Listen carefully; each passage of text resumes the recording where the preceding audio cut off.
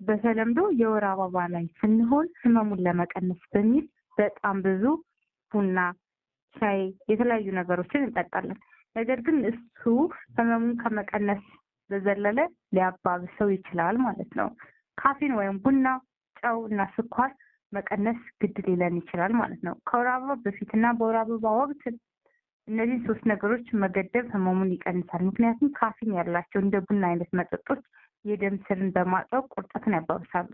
ጨው የሆድ መነፋትን ይጨምራል። ስኳር ደግሞ ብግነትን ሊጨምር ይችላል ማለት ነው። ከዚህ በተለየ ግን ምን ማድረግ አለብን? በመደበኛነት የሰውነት እንቅስቃሴ ማድረግ ሊኖርብን ይችላል ማለት ነው።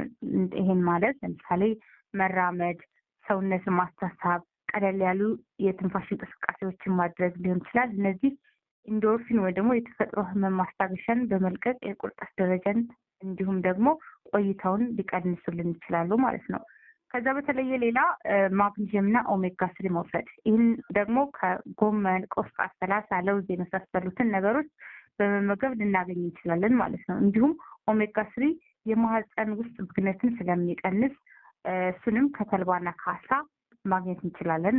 ልክ ማግኒዥየምን ከእነዚህ ምግቦች ከነሰላጣ፣ ከነለውዝ፣ ከነጎመንና ቆስጣ እንደምናገኘው ኦሜጋ 3 ደግሞ ከአሳና ከተልባ አግኝተን እሱን ህመማችን ሊያስታግስልን ይችላል ማለት ነው።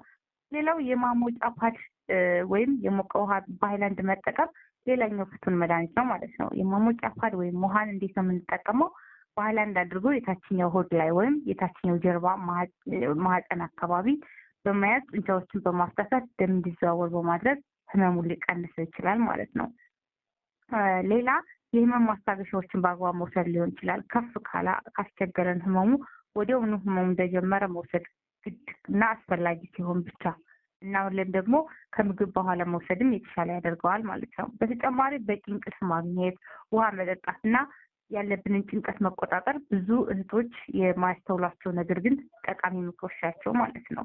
እነዚህንና መሰል ጠቃሚ ምክሮችን ለማግኘት ቻናሉን ሰብስክራይብ በማድረግ ቤተሰብ